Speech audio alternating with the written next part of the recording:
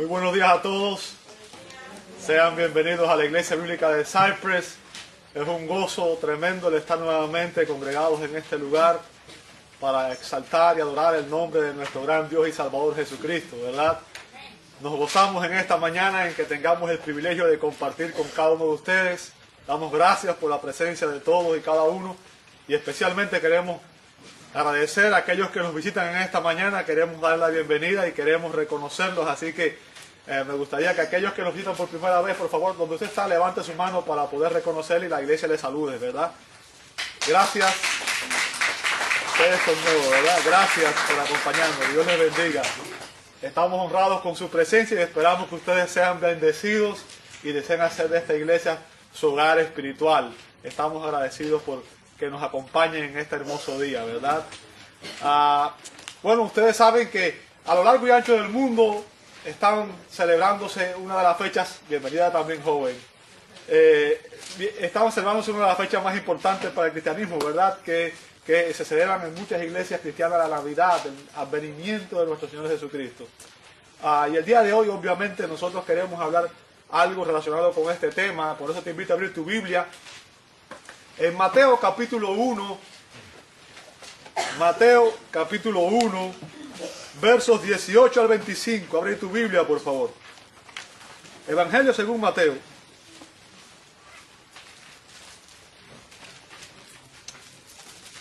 Capítulo 1, versos 18 al 25. Nos habla sobre el nacimiento virginal de Cristo. ¿Okay? Ese es precisamente el tema de esta sección, el nacimiento virginal de Cristo. Y es importante que la iglesia entienda esto, porque con el surgimiento del liberalismo, la iglesia liberal, y con el surgimiento del ateísmo, obviamente esta ha sido una de las enseñanzas y las doctrinas más atacadas dentro del cristianismo. Y es importante que la iglesia entienda esta doctrina que es trascendente para nuestra fe. Bien, Mateo capítulo 1, versos 18 al 25. Abre tu Biblia, por favor. ¿Listos? Si tiene su Biblia abierta en Mateo 1, 18 al 25, le voy a rogar que usted me preste su atención y le voy a pedir que ahora vayamos juntos al Señor en oración. Recuerde siempre que usted vaya a estudiar la Sagrada Escritura, antes de hacerlo, recuerde pedir al Espíritu Santo que Él lo ilumine y que Él lo capacite para entender el mensaje de la Escritura y le ayude, disponga su mente, su corazón en ese propósito. Así que es lo que vamos a hacer en este momento. Vamos a ir al Señor en oración. Amado Dios, te damos gracias. Gracias por tus bondades, por tus misericordias. Gracias porque todo lo que tenemos es tuyo, Señor. Gracias por la salud, los alimentos. Gracias por permitirnos reunirnos en este lugar, Señor. Gracias por las visitas que nos acompañan en esta hermosa mañana. Gracias, Dios, por el don, el regalo más precioso que la humanidad ha recibido, que es Jesucristo, nuestro Salvador, a quien tú enviaste, Señor, para traer salvación y vida eterna, Señor. En esta mañana queremos agradecer todas y cada una de estas cosas, Señor. Queremos darte gracias por tantas y tantas cosas que tú nos das día a día y nos permites disfrutar, Señor. Y queremos adorarte.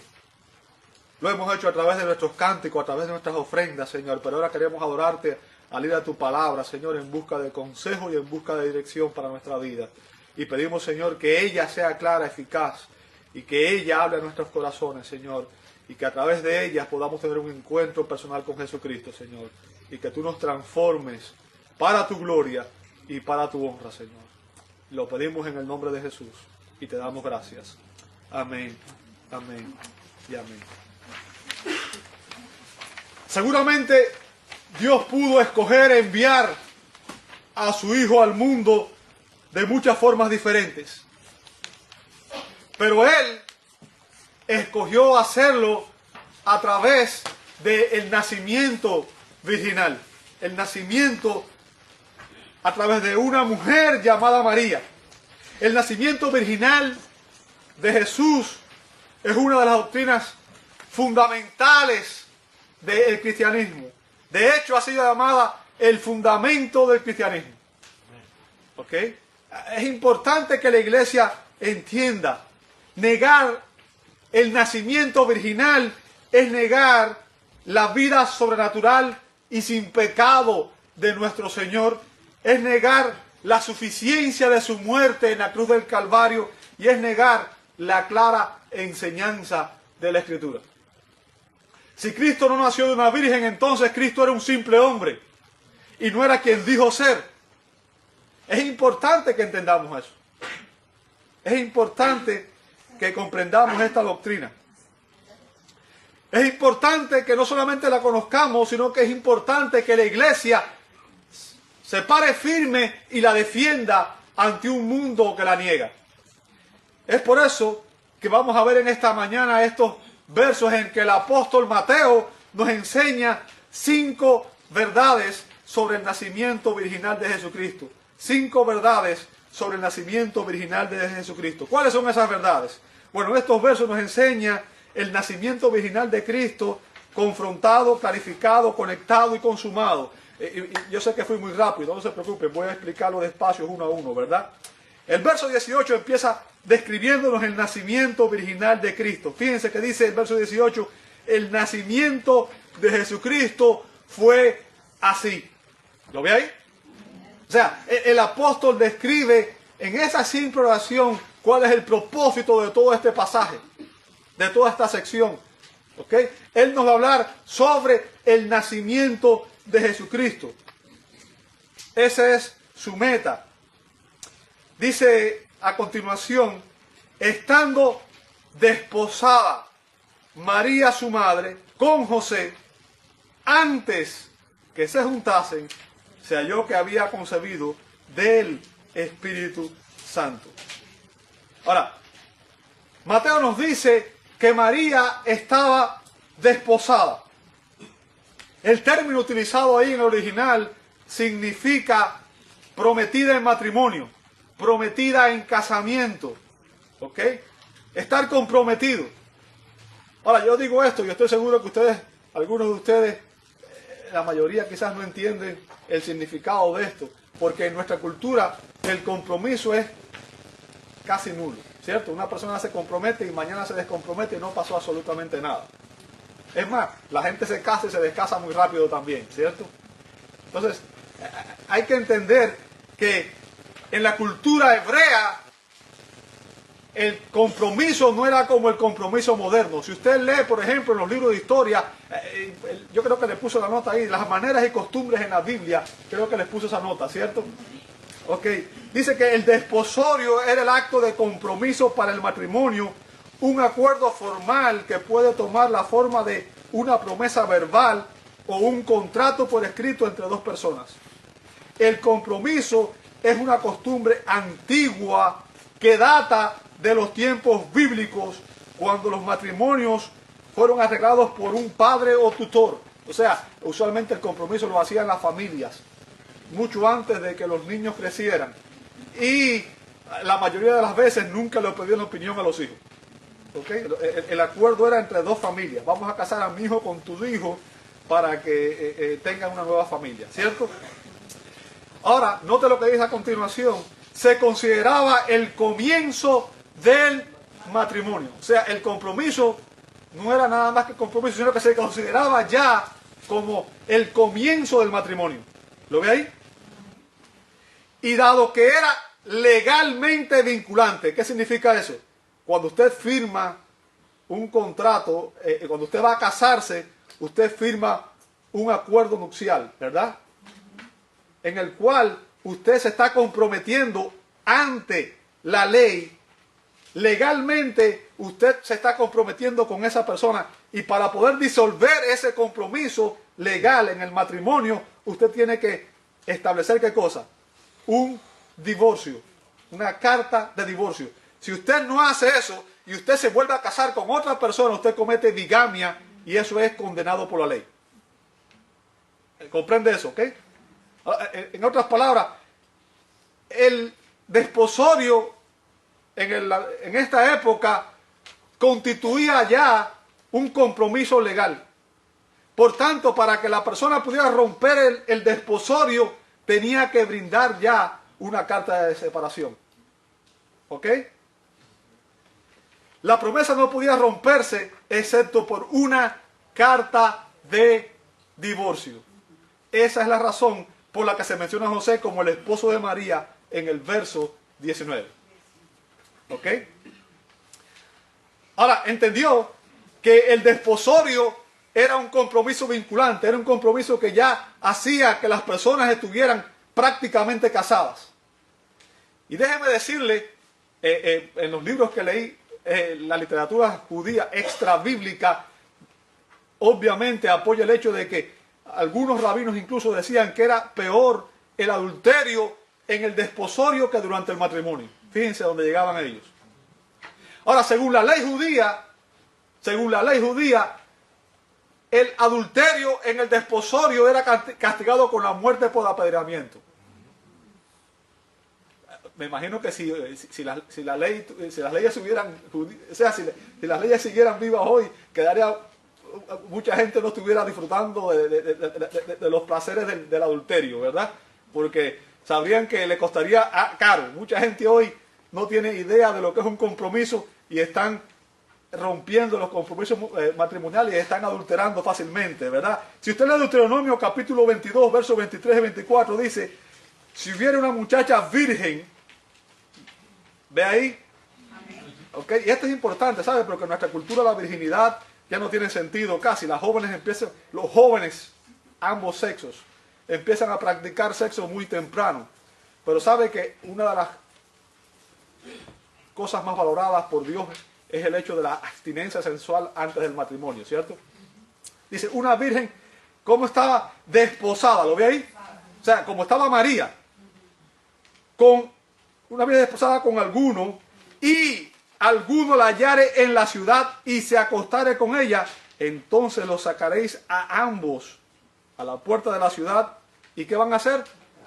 Apedrearlos y morirán. O sea, el adulterio en ese contexto, incluso en el desposorio, era castigado con la muerte. La joven porque no dio voces en la ciudad, y el hombre porque humilló a la mujer de su prójimo. ¿Qué significa? Ya esa joven se consideraba legalmente casada casi con esa persona. Bien, así quitarás el mal de en medio de ti. El punto, amado hermano, que quiero que entiendan es que José y María estaban desposados, estaban en esa condición, estaban comprometidos para casarse. Pero usualmente entre el desposorio y la ceremonia de boda a veces transcurría hasta un año. Un año, imagínense, ¿ok? De espera entre una cosa y otra. O sea, había que esperar un año entre el compromiso y la jupa o la consumación del matrimonio. ¿Ok? Es por eso que Mateo enfatiza en este pasaje que antes que se juntasen, ¿lo ve ahí? Antes que se juntasen, o sea, antes de que José y María comenzaran a vivir juntos, antes de que ellos pudieran tener relaciones sexuales. Ese es el énfasis ahí. ¿Ok? Ellos no habían tenido relaciones sexuales. Durante ese tiempo la pareja estaba comprometida para casarse, se pertenecían uno al otro, pero aún en ese tiempo no podían, ni ellos mismos podían tener sexo. ¿Ok? Entonces, María, el punto del apóstol que recalca aquí es que María todavía era virgen. Es por eso que cuando usted lee el relato paralelo en el libro de Lucas, se nos dice que cuando el ángel le anunció a María que iba a tener un hijo, ella dijo, ¿cómo será esto? Pues yo no conozco varón. O sea, yo nunca he tenido relaciones sexuales, yo soy virgen. Ese es el reclamo de María. ¿Bien? María estaba desposada, aún no estaba casada con José. O sea, la ceremonia final, la ceremonia de matrimonio, aún no se había consumado. Ellos aún no estaban viviendo juntos. ¿Ok? Y fue en ese intervalo de tiempo en el que el ángel vino, el que le anunció y en el que María salió embarazada de Jesús. Como dice el doctor John MacArthur, creo que les puso también esa nota en sus papeles, ¿verdad? Dios valora mucho la abstinencia sexual fuera del matrimonio y la fidelidad sexual dentro del matrimonio. La virginidad de María era una evidencia importante de su piedad. O sea, de que era una mujer que amaba a Dios. ¿Sabe? Ser piadoso es amar a Dios, es vivir para la gloria de Dios, es obedecer a Dios. Su razón para cuestionar el anuncio de Gabriel, el ángel, de su concepción, fue el hecho de que ella sabía que era virgen. Está en Lucas 1:34. Pero la virginidad de María protegía mucho más que su propio carácter moral. Protegía la naturaleza del divino Hijo de Dios. Si Jesús hubiera sido concebido por un hombre, ya sea José o cualquier otra persona, él no podría haber sido divino y no podría haber sido el Salvador. Sus propias afirmaciones sobre sí mismo habrían sido mentiras y su resurrección y ascensión habrían sido engañosos. Y la humanidad permanecería perdida y condenada para siempre. O sea, esta doctrina es trascendental para la iglesia porque de ella depende la naturaleza divina de Cristo. Si Cristo fue concebido entre un hombre y una mujer, entonces Él heredó el pecado como heredó el resto de la raza humana, porque en Adán todos mueren.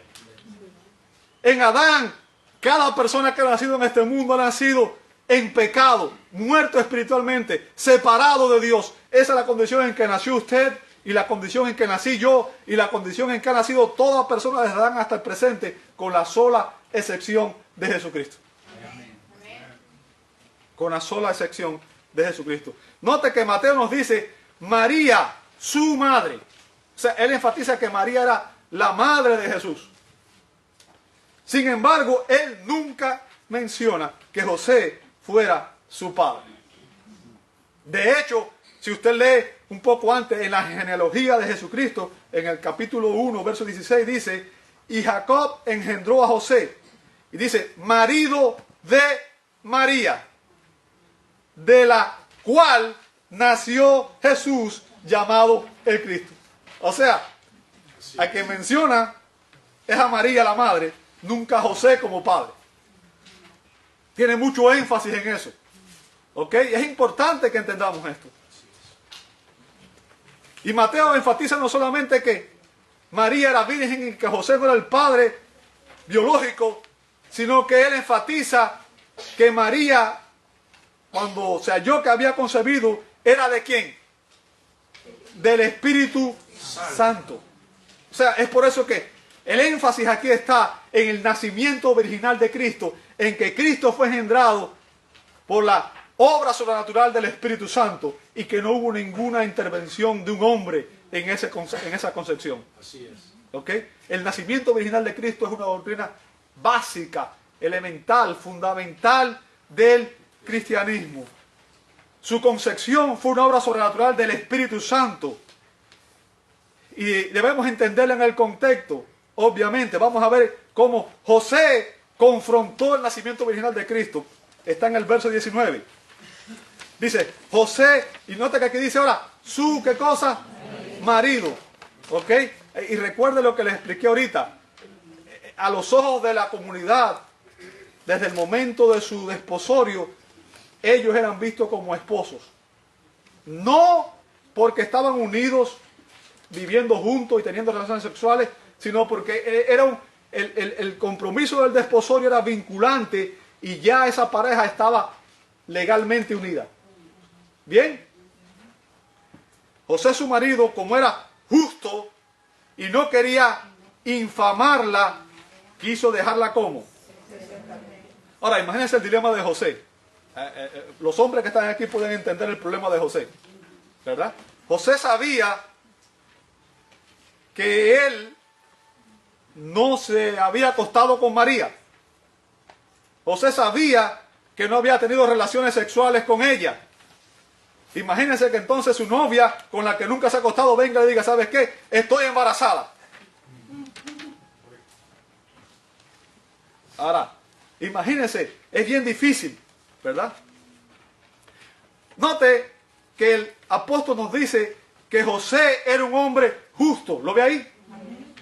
El término es dikaios, que significa que honrado y una persona que está de acuerdo con los estatutos de Dios. ¿Sabe? El punto aquí que está resaltando es que tanto José como María eran dos personas que habían sido transformadas por el poder de Dios y dos personas que honraban y amaban a Dios. Usted puede ver eso cuando María dijo, hágase conmigo conforme a tu voluntad. Y cuando ella dio su famoso canto, ¿verdad? En que dice, mi alma alaba a Dios mi Salvador. ¿Ok? Entonces, obviamente Dios escogió a dos personas a las cuales preparó en su providencia, preparó su trasfondo, preparó sus corazones, preparó sus mentes para usarlos a ellos como depositarios para que cuidaran al Salvador que vendría al mundo. Si José hubiera sido un hombre injusto, seguramente Cristo no habría nacido, ¿verdad? Y si fuera una mujer injusta, como muchas mujeres hoy, quizás habrían querido abortar al Salvador, ¿cierto? Entonces, Dios preparó de antemano dos personas que lo amaban. Dios preparó dos personas y los regeneró, los transformó para que ellos estuvieran dispuestos a entregarlo todo y velar por el bienestar de aquel que vendría al mundo. José estaba en esta disyuntiva. ¿Qué hacer? ¿Ok? ¿Qué hacer? Yo sé que no he tenido relaciones sexuales con ella. Yo sé que no hemos estado juntos, pero ella está embarazada. La Escritura nos dice que él quiso dejarla. El término que usa ahí, en el original, significa específicamente quiso divorciarse. Quiso darle carta de divorcio. ¿Ok? Según la ley judía. ¿Bien? Ahora, él quiso hacerlo secretamente. ¿Sabe por qué? Porque él sabía que si él acusaba a María de estar embarazada sin haber tenido relaciones con él, él sabía que María iba a hacer ¿qué cosa? Apedreada, iba a morir. ¿Ok? Es por eso que él se propuso hacerlo secretamente. Y esto demuestra que José amaba profundamente a María. Amaba profundamente a María. Seguramente esa era la mujer de su vida, ¿verdad? Él quiso divorciarse secretamente. Pero el verso 20 nos dice, y pensando él en esto, he aquí un ángel del Señor le apareció en sueños y le dijo, José, hijo de David. Es importante eso, ¿sabe? Si usted lee, empieza a leer el Evangelio de Mateo, ¿sabe? No sé cuántos saben esto, pero el Evangelio de Mateo tiene el propósito de demostrar que Jesús es el Rey de Israel. La palabra rey, reino, aparece en múltiples ocasiones en el libro de Mateo. Y si usted lee el primer verso, comienza diciendo, libro de la genealogía de Jesucristo, hijo de David, hijo de Abraham. Ahora, cronológicamente, ¿quién fue primero? ¿Abraham o David? Abraham. ¿Y por qué menciona primero a David? Porque su propósito es demostrar que Jesús es el prometido Mesías, el rey de Israel que vendría a reinar. ¿Ok? El descendiente de David. Así es. A quien se le dio una promesa que de sus lomos vendría un rey que reinaría eternamente. Amén. Bien. Entonces, por eso se menciona aquí a José como hijo de David, porque legalmente José era un descendiente de David. Pertenecía a la familia de David. ¿Ok? Fíjense lo que dice, no temas recibir a María tu mujer, porque lo que en ella es engendrado del Espíritu Santo es. Y note que Mateo enfatiza esto en dos ocasiones, en decir que lo que estaba engendrado en el vientre de María provenía del Espíritu Santo. Lo hace en el verso 18 y lo hace nuevamente en el verso 20. Y lo que está defendiendo es la virginidad de María. ¿Ok? Y esto enfatiza el carácter sobrenatural de todo este evento. La intervención divina. O sea, un ángel aparece en sueños a José y lo llama hijo de David. O sea, José era considerado el heredero legal de David.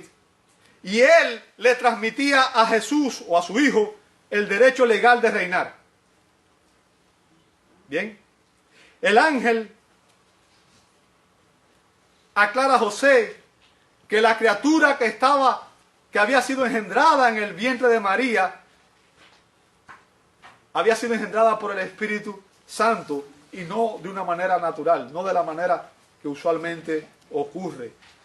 El punto es que el ángel quiere dejarle claro a José que María no había sido infiel.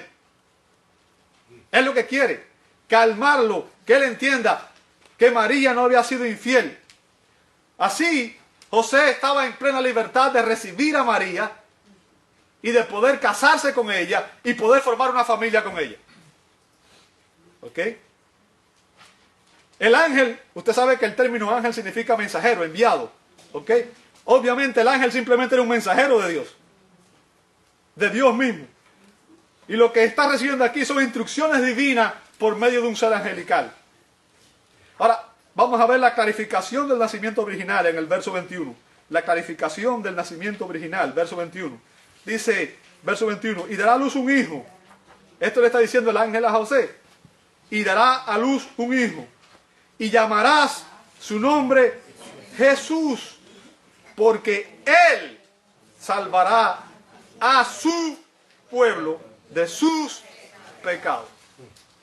Fíjense, el ángel no solamente instruye a José de que debía recibir a María, de que lo tranquiliza en cuanto al hecho de que ella no había sido infiel, sino que incluso da detalles en cuanto a cuál es el nombre que debía recibir la criatura.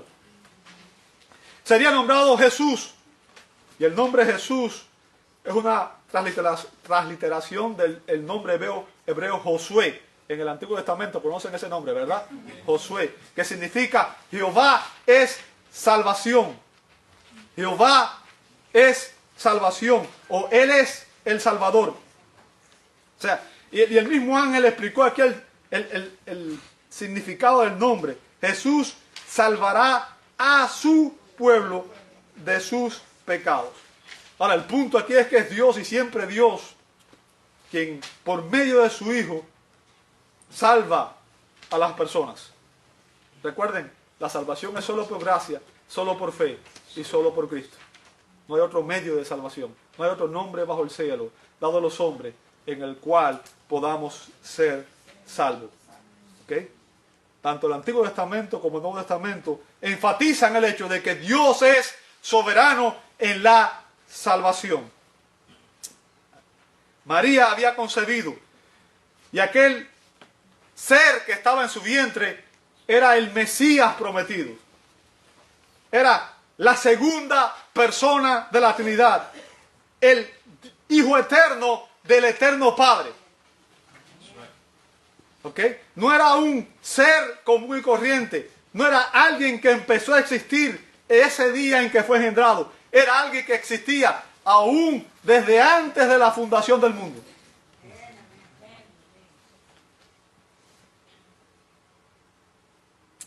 Vamos a ver la conexión del nacimiento original con las profecías del Antiguo Testamento. Versos 22 y 23. Versos 22 y 23. Todo esto, fíjense lo que dice. Todo esto aconteció para que se cumpliese lo dicho por ¿quién? Por medio del profeta. ¿Lo ve ahí? Ahora, el punto ahí está. Lo que está defendiendo ese pasaje ahí es la Escritura. Está diciendo que los profetas hablaron siendo inspirados por el Espíritu Santo y que cada una de las cosas que ellos dijeron viene de parte de Dios. ¿Lo ve ahí? ¿Ok? Es importante que entendamos esto. Para que se cumpliese lo dicho por el Señor. Fíjense que no dice lo dicho por el profeta, dice lo dicho por el Señor por medio del profeta. O sea, el profeta fue un instrumento del Señor como lo fue el ángel también. Un mensajero del Señor como lo fue el ángel también. ¿Me sigue hasta ahí? Amén. cuando dijo, he aquí una virgen concebirá y dará a luz un hijo y llamará su nombre como Emanuel, que traducido es ¿qué cosa? Dios con nosotros. Ahora, la expresión todo esto se refiere a todo lo relacionado con el evento del nacimiento de Jesús. Y usted sabe que no solamente fue la concepción en sí, sino que todo lo relacionado con el nacimiento de Jesús estuvo de alguna manera preordenado en la providencia de Dios. Si usted ve, por ejemplo, José y María tuvieron que moverse de una ciudad a otra porque hubo un censo declarado por Augusto César. Y la razón por la que fue ese censo, porque había sido profetizado que Jesús tendría que nacer en Belén, la ciudad de David. O sea, Dios usó a un rey impío para lograr sus propósitos. Amén. Y esto demuestra la soberanía de Dios. O sea, cuando usted lee las profecías del Antiguo Testamento en cuanto al nacimiento de Jesús, se da cuenta que es imposible que Jesús no fuera el Cristo, porque Él cumplió todas esas profecías. Algo que hubiera sido imposible de no ser orquestado por el plan de Dios, por la soberanía divina. Y aquí vemos una prueba irrefutable que respalda la inspiración de las Escrituras.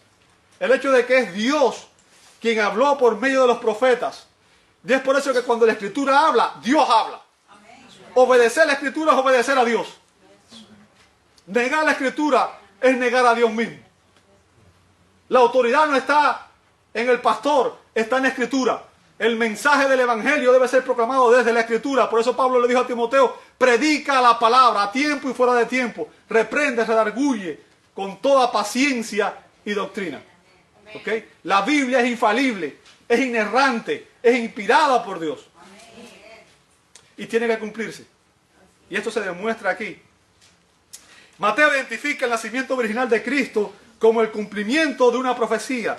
El cumplimiento de una predicción dada 700 años antes por un profeta llamado Isaías. ¿Ok? Ahora, antes de darle la profecía, quiero explicarle cuál fue el contexto en que se dio la profecía y a quién fue dada. Porque a veces no entendemos esto. ¿Ok? La profecía fue dada a Acaz. Acaz, un rey de Judá. Los que conocen un poco la historia de Israel saben que primer rey que hubo, ¿cómo se llamó? Saúl. El segundo, ¿cómo se llamó? David. Y el tercero, Salomón.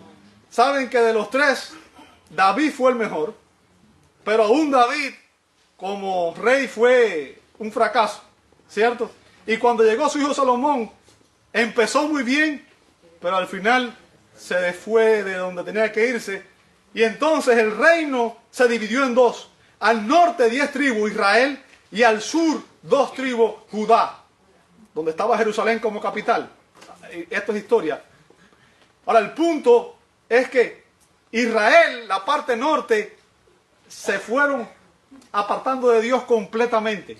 Eran prácticamente impíos y por eso Dios permitió que los llevaran de cautiverio y todo lo demás. Pero el punto aquí en este contexto es que Acaz, rey de Judá, su reino, su trono, estaba siendo amenazado por una coalición. Se estaban poniendo de acuerdo el rey de Israel, un rey llamado Peca, y el rey de Siria, llamado Rezín.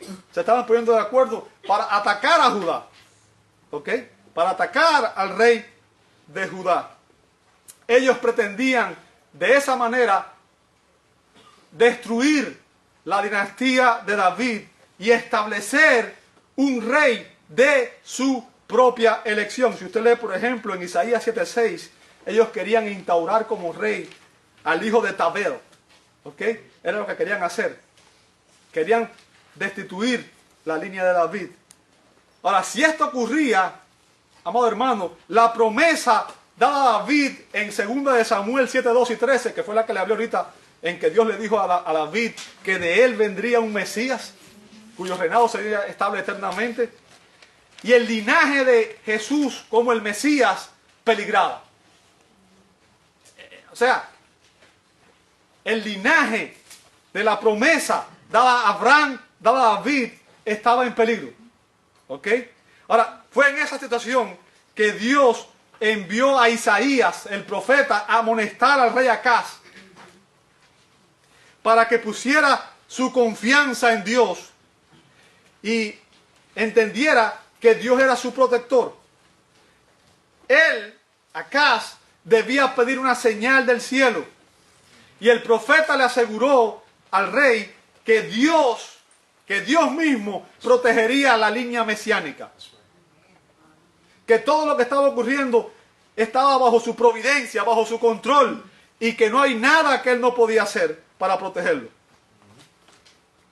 El nacimiento de un hijo Acaz y la muerte del rey Peca y Resín, que eran los reyes contrarios, serían las señales que garantizarían la protección divina y la preservación de la línea del rey de Israel.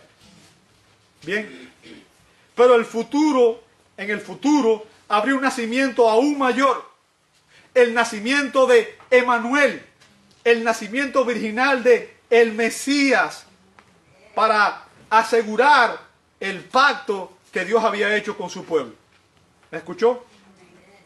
Ahora, el malvado rey Acaz no confiaba en Jehová. ¿Sabe? Como la mayoría de los reyes, si usted lee la historia de los reyes, fue un fracaso. ¿Sabe lo que demuestra eso? No hay ningún reino humano que pueda servir.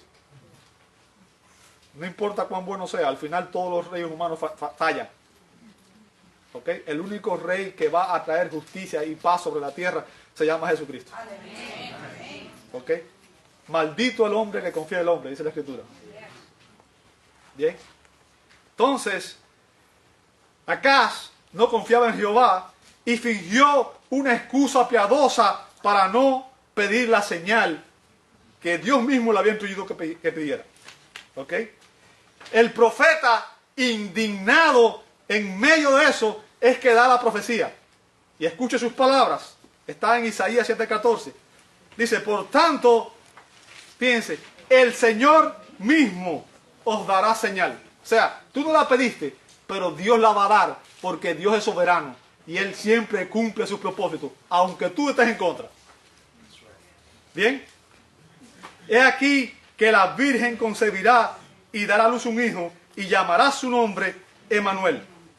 Ahora, Mateo era un judío del primer siglo. De hecho, de los 4 evangelios, Mateo fue escrito específicamente para los judíos. Si usted lee el evangelio de Mateo, se va a dar cuenta que él conocía muy bien las prácticas y costumbres judías. Y él narra cosas de una manera que ninguno de los otros evangelistas lo hacen. Y Mateo utiliza este texto para enseñar precisamente el nacimiento virginal de Cristo, quien él enfatiza en 2 ocasiones, versos 18 y 20, que fue concebido por la obra sobrenatural del Espíritu Santo en el vientre de María, aparte de cualquier intervención humana. Y Mateo deja claro en este evangelio que cualquiera haya sido el cumplimiento de esta profecía en la pasada dispensación, su cumplimiento total, definitivo, está en Jesucristo y solamente en Él. O sea, es en Cristo que se cumple esta profecía, definitivamente. Ahora, digo esto, ¿sabe por qué? No sé cuántos de ustedes están acostumbrados a escuchar, pero si usted habla con un judío, los judíos no reconocen a Jesús como el Mesías. ¿Sabe eso, verdad? Bueno, estoy hablando de la mayoría de los judíos, aunque hay judíos mesiánicos. También sabe eso, ¿cierto? Hay judíos que creen en Jesús como su Salvador. De hecho, todos los apóstoles, la iglesia original, la iglesia primitiva, los apóstoles, los padres de la iglesia primitiva, los primeros creyentes eran todos judíos, no eran gentiles, ¿cierto? Entonces, pero si usted lee, usted escucha a un judío hablar, se va a dar cuenta que los judíos están en contra de esta enseñanza. De hecho, atacan el nacimiento virginal, atacan este texto de Isaías, porque el término que usa Isaías para referirse aquí a virgen viene del término griego alma, ¿ok? ¿Qué significa? Yo creo que le puse eso en sus notas, ¿cierto? No sé si lo puse o no. Significa mujer joven, es decir, mujer sexualmente madura de edad para contraer matrimonio, que puede o no ser sexualmente activa. Génesis 24:43, Éxodo 2:8. El contexto es el que sugiere si la joven era sexualmente activa o no. Bien, es el argumento que usan los judíos. ¿Me está escuchando? Amén. ¿Ok? Alma, a diferencia de, hay otro término que se usa, betula, es el término que se usa generalmente para referirse a virgen. Esa es la excusa que ellos dan. ¿Me siguió ahí? ¿Hasta ahí? Ok. Ahora déjame decirte, alma en la Biblia es usada en múltiples ocasiones en el Antiguo Testamento para referirse a mujeres jóvenes que eran vírgenes y que estaban listas para casarse. ¿Ok? O sea, eso indica que no hay ninguna contradicción. Eso indica que esto no representa un desafío. De hecho, Mateo, que era un judío del primer siglo, Mateo, que era un hombre que conocía bien las tradiciones, las prácticas judías, está defendiendo precisamente el nacimiento virginal usando este texto. El hecho de que los judíos hoy no lo reconozcan no implica que los judíos del primer siglo no lo reconocieron. Y la razón por la que no lo reconocen es por su rechazo a Dios y por la dureza de sus corazones. ¿Me escuchaste? Mateo utiliza la profecía de Isaías 7:14 para enseñar el nacimiento virginal de Jesucristo. ¿Sabe? Martín Lutero estableció un desafío. Martín Lutero es un hombre de pantalones, ¿sabe, no? Un hombre de pantalones. Quiero decir, tenía carácter. Y él dijo, si un judío o un cristiano puede probarme que en cualquier pasaje de la Escritura, alma significa mujer casada, le daré 100 florines, aunque solo sabe Dios de dónde voy a conseguirlo. El punto era que era mucha plata, ¿no? Y él no tenía dinero. Pero lo que está tratando de enfatizar es que no habría manera de demostrar lo contrario. Que está defendiendo el hecho de que María era virgen. Y está usando este texto de Isaías que muchos usan para negar la virginidad, para defender precisamente eso. Y cuando usted lee se da cuenta de que es cierto. Ese mismo término es usado en muchos pasajes del Antiguo Testamento para referirse, por ejemplo, a la novia de Jacob antes de que él la viera incluso. O sea, era una joven virgen. ¿Se da cuenta?